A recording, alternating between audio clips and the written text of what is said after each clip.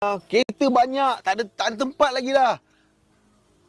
Kalau aku parking nanti aku nak kena double park, nak kena lepas handbrake, kan aku nak kena turun naik kalau orang horn semua.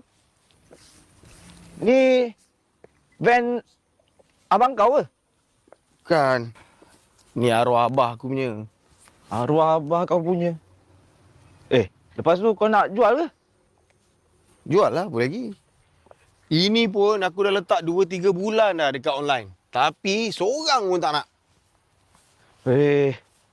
Sayanglah Syah. Elok lagi ni. Simpan lah. Payahlah simpan. Nyusahkan je van ni kalau simpan. Aduh. Tengoklah sampai 3 saman. Ni, siap ada notis lagi ni. Apa kata kau bagi kat aku je lah van ni. Aku dah dapat idea dah ni. Nama kita Kawan Cafe. Tak malu dah lah minta free siap bagi nama pula lagi. Tak payah, jual je. Tapi boleh start ke ni? Minta? Jom. Boleh buka Sekejap, kunci.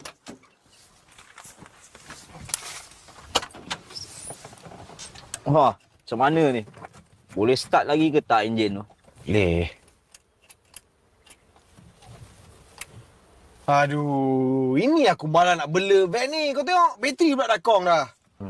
Kau jual habis buruk je lah. Ni boleh dapat ni RM20-30 ni. Memang tu lah last option aku. Aku jual juga kat Besi Buruk. Kau serius ke? Aku main-main je lah. Elok gini. Elok lagi. Jan. Minta kunci motor kau jap. Nak buat apa takkan kau nak start pakai kunci motor aku? Alah, baklah sekejap. Ada je lah idea kau ni. Jan, macam ni. Aku ada urusan nak kena settle. Kau uruskan van aku, Oi, setan! Aku pula nak kena uruskan. Tolonglah! Aku nak balik macam mana nanti? Kau beli bateri tu, mata kau bawa balik van tu. Aku kena beli bateri tu.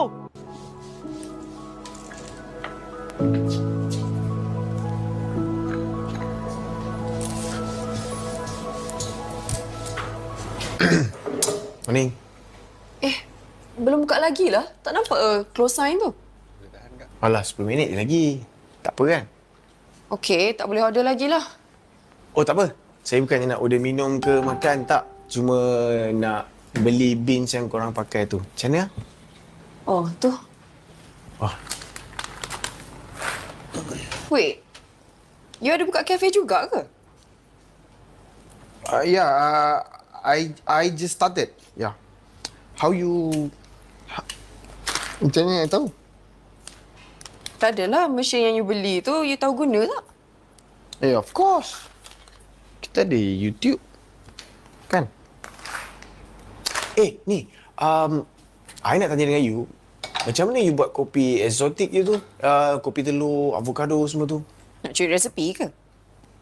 Tanya je. Mana tahu boleh share ke apa. Assalamualaikum. Salam. Tegang ni.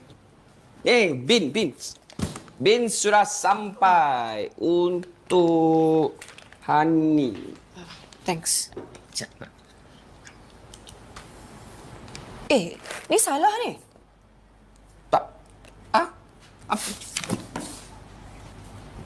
Betul. Dak Ros, betul. Joe ni. Joe,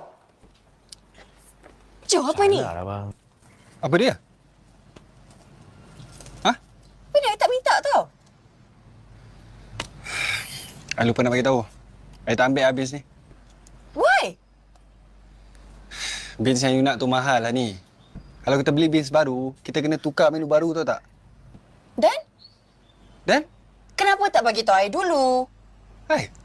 Sekarang ni you buat keputusan ke I buat keputusan? Masalahnya, you dah janji tau kita sama-sama nak jadi partner.